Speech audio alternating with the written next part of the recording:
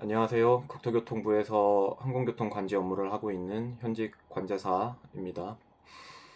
작년에 무안공항에서 아주 비극적인 항공기 사고가 있었고, 그와 더불어 정부의 항공안전 혁신 방안 마련에서 조직 개편이 완전히 제외가 되면서 관련된 일을 하시다가 혁신적인 조직 개편을 주문을 하시면서 항공특별위원회 위원장님이 투신을 하시는 안타까운 사고가 있었습니다.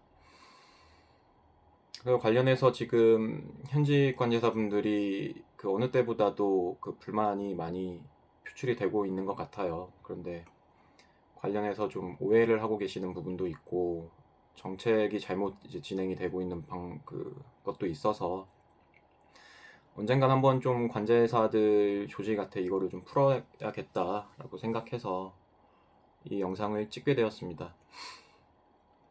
저희가 이제 좀 막상 찍으려고 봤더니 내부적으로 이제 공개가 어려운 정보들이 대부분이더라고요. 그래서 아마 이 영상에서는 저는 이제 과거에 있었던 연구들에 기반해서 말씀을 드릴 것이고, 최근 이제 사고와 관련돼서 보도됐던 언론 보도를 인용을 할까도 생각해 봤습니다만, 이게 그 내용을 포함해서 말하는 순간 그게 이제 사실 확인이 돼버리는 그런 좀 우려가 있어서 좀 그런 것들은 좀 제외하고 이야기를 하겠습니다. 아마 그래서 내용이 좀 속 시원하지 않을 수도 있어요. 그래서 관련돼서 의문점들이 남으시는 분들은 그 현직 분들은 관련 이제 소속기관의 노동조합 대표분들에게 이 내용을 물어보시면 아마 지금 다 알고 계시거든요. 그 경과들을 좀 의문점이 해소가 되실 수 있을 것 같고, 지금 아직 관제를 배우는 학생분들은 그 관련 교수님들께 한번 이런 상황이 있다고 하는데 어떻게 생각하십니까? 라고 한번 질문을 던져보시는 것도 좋을 것 같아요. 왜냐면 이 과거 이제 진행된 연구들에 그 학과 교수님들께서 다 참여를 하셨고, 그 관련 내용들을 알고 계시거든요. 이거 워낙 너무 확실한 문제점들이기 때문에. 그리고 또 뭐 댓글 남겨주시면 또 토의가 될 수 있는 부분들은 됐으면 좋겠습니다. 그렇죠. 이제 조직 개편이라고 앞서는 얘기를 드렸는데, 그거를 저희는 조직 선진화라고 불러요. 조직 선진화. 뭐냐면 이제 결국에는 그 얘기예요. 국토부에서 항공 조직이 나가야 한다라는 내용이거든요. 지금 보시면 많은 불만 사항 중에 주요한 불만들이 뭐 대표적인 게 있죠. 뭐 인력도 있을 것이고, 수당, 피로 관리, 그리고 또 뭐 항공 정책 하시는 분이 항공을 몰라요부터 뭐 교육 훈련이 엉망이에요. 시뮬레이터가 없어요. 장비가 너무 노후화됐어요. 근데 이런 모든 문제점들이 사실 그 조직 선진화에서 발생을 해요. 정확히는 IB와 SP의 분리라고 합니다. IB, SP에 대해서 좀 관심 있는 분들은 한 번씩 들어봤을 텐데, 처음부터 설명을 드리면 IB는 뭐냐면 규제 당국이에요. 규제를 하는 부서. 그러니까 레귤레터리 바디라고 해서 IB로 이렇게 부르고, 그리고 SP는 서비스 제공자, 서비스 프로바이더를 줄여서 SP라고 부릅니다. 앞으로 제가 영상 내내 IB, SP로만 표현을 할 테니까 그렇다고 알고 계시면 될 것 같고요. 그럼 IBSP 분리가 뭐가 문제냐? 사실 분리가 완전히 잘못되어 있어요. 무슨 말이냐면 IB는 SP랑 떨어져 있어야 하고 SP는 SP끼리 뭉쳐 있어야 하는데, 우리나라는 이상하게 그 조직을 IB와 SP는 같이 운영을 하고요.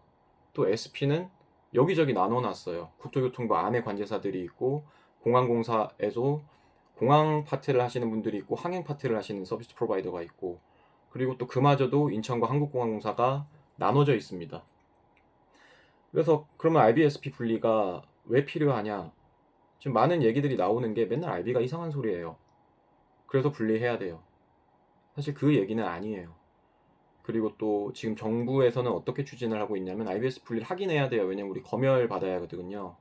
이카오에서 이제 내년에 검열 나옵니다. 유섭이라고. 그래서 지금 추진되는 정책은 뭐냐면, 너희들 지방항공청에서 시설 파트도 하고 운항 파트도 하고 있어. 걔네들은 명백한 IB야. 근데 관제과는 SP인데 거기 들어가 있네. 그러니까 SP는 SP 총괄로 대구교통본부에다 묻고, 그리고 IB 기능은 본부에서 수행하면 이게 분리가 되는 거 아니니? 실제로 지금 법안 개정들이 되고 있습니다. 그 책임을 이양을 하고 있어요. SP 총괄로. 근데 그게 아니에요. 이카오에서 IBSP를 분리를 하라고 하는 거는 이해충돌 방지예요. 딱 그거 하나 있습니다. 무슨 말이냐면 IB랑 SP가 섞여 있으면 IB가 이해충돌 때문에 SP를 규제하지 못한다는 소리예요.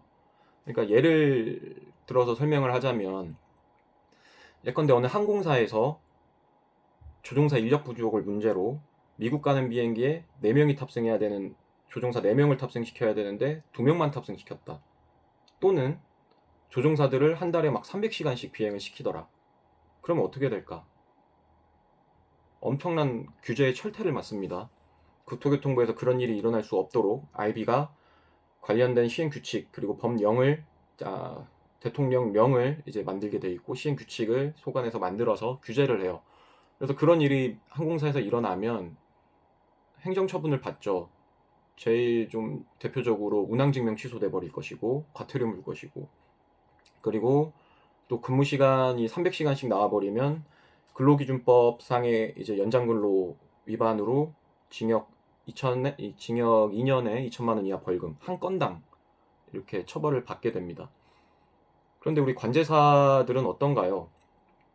예입니다. 뭐 어떤 공항에서 뭐 아직 생기지 않은 공항을 예를 뭐 가덕도 신공항에 가봤더니 거기서 관제사들이 한 달에 300시간을 일을 하더라.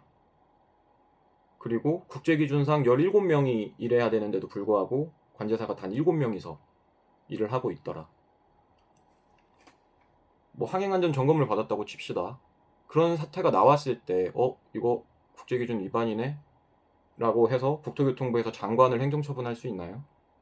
아니면 지방항공청장을 행정처분할 수 있을까요?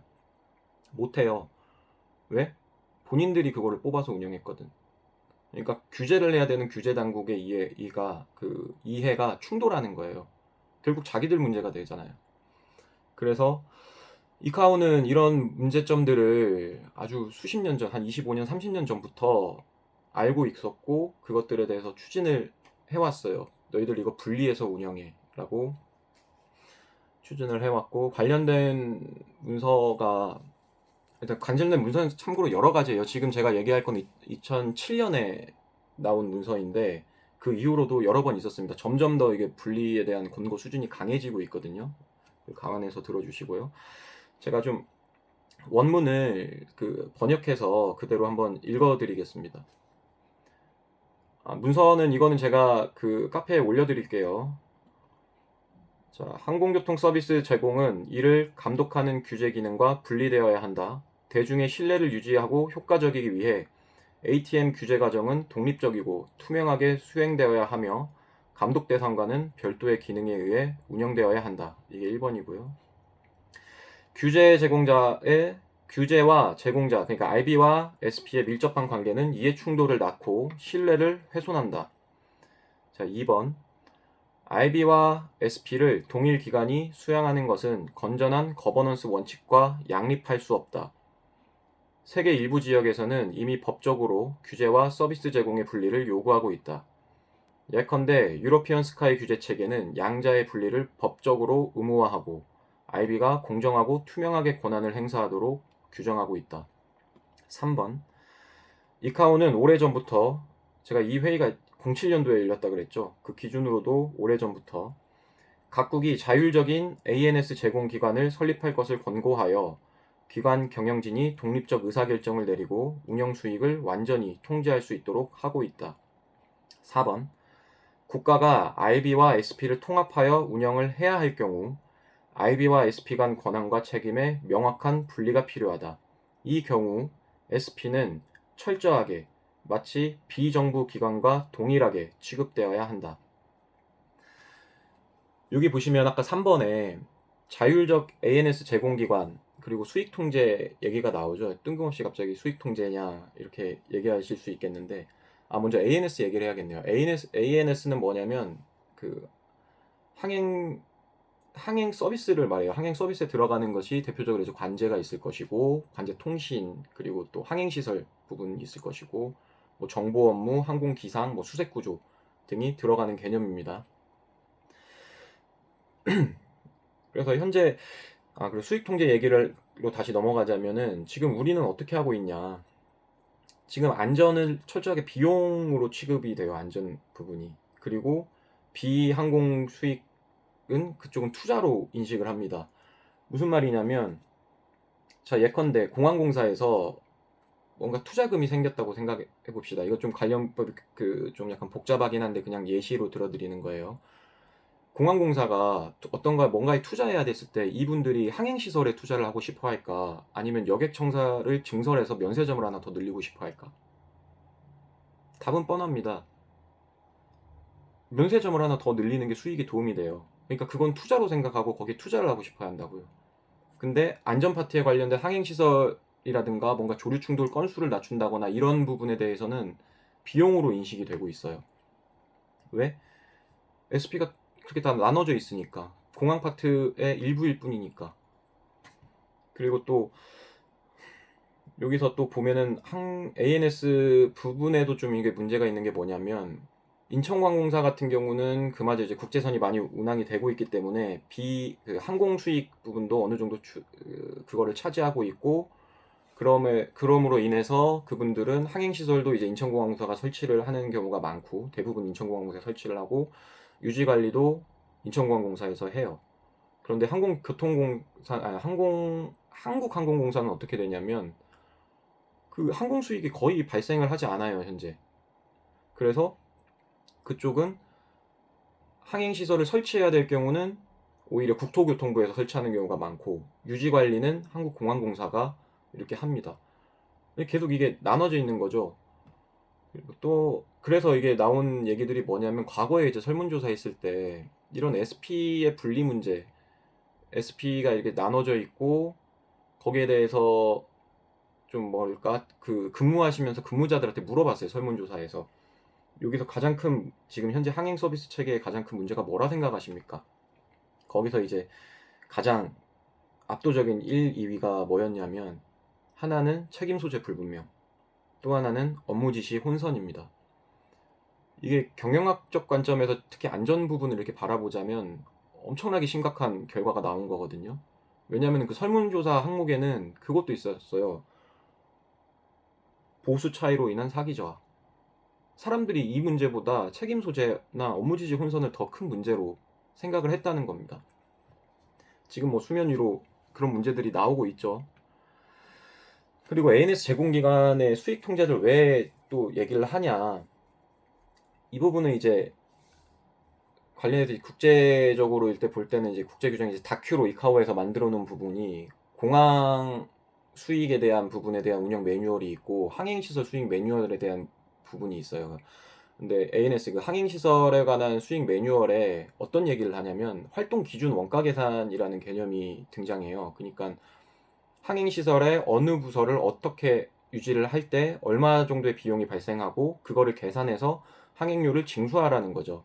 그러니까 이게 교차 보조가 일어나지 않게, 그러니까 여기서 번 수익이 저쪽으로 가거나, 혹은 뭐 더 극단적으로 하면은 비항공 수익이 항공 수익으로 오거나, 항공 수익이 비항공 수익을 위해서 사용되거나, 이런 부분을 막으라는 거예요. 그리고 내부적으로 보면은 항행 파트도 이제 항행 시설이 여러 가지가 있을 것인데, 각각 원가 계산을 통해서 균등하게 진짜 쓴 만큼 필요한 만큼 그 자본들이 배정이 될 수 있게끔 하라는 거예요. 그러니까 어느 한쪽 파트가 가난해지거나 어느 한쪽 파트가 지나치게 부유해지지 않도록 그것들을 이제 분리를 해서 이렇게 하게끔 이렇게 권고들을 하고 지침들이 나와 있습니다.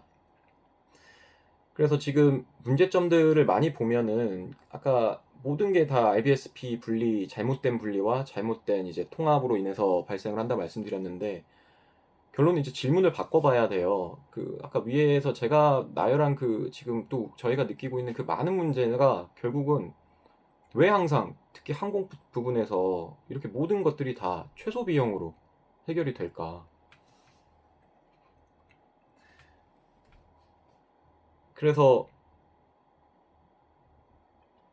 이거 예시를 지금 들 수가 없는데, 네, 예시는 빼고, 그래서 이 IBSP 분리를 통합하여야 되고 국제 기준에 맞게 바꾸자라는 최초의 좀 공식적인 연구가 있었어요. 2017년에 있었던 연구인데, 제가 계속 얘기하는 조직 선진화라는 용어가 공식적으로 이제 등장을 했죠. 거기서 용역 제목이 2017년 국가 항행 안전시설 운영 선진화 방안 연구예요.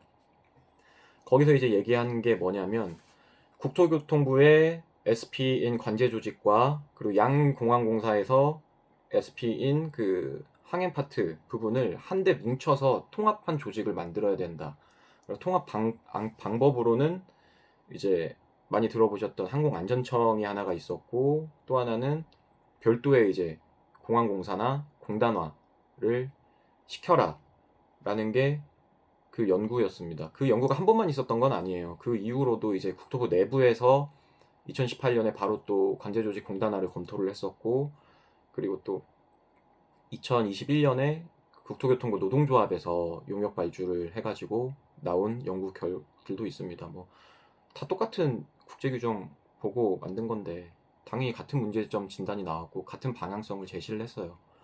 근데 잘 되질 않고 있죠.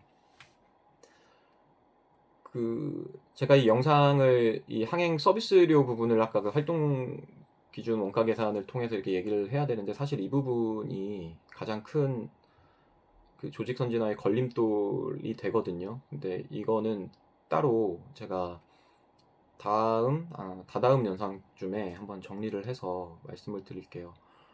제가 아까 저희 정책실 산하 그 어떻게 보면 관제사를 대변하셨던 항공특별위원회 위원장님이 많이 몰입이 되셨다고 했는데, 이 부분에서 많은 공격을 받게 됩니다. 차차 이제 영상에서 풀어보도록 하고요.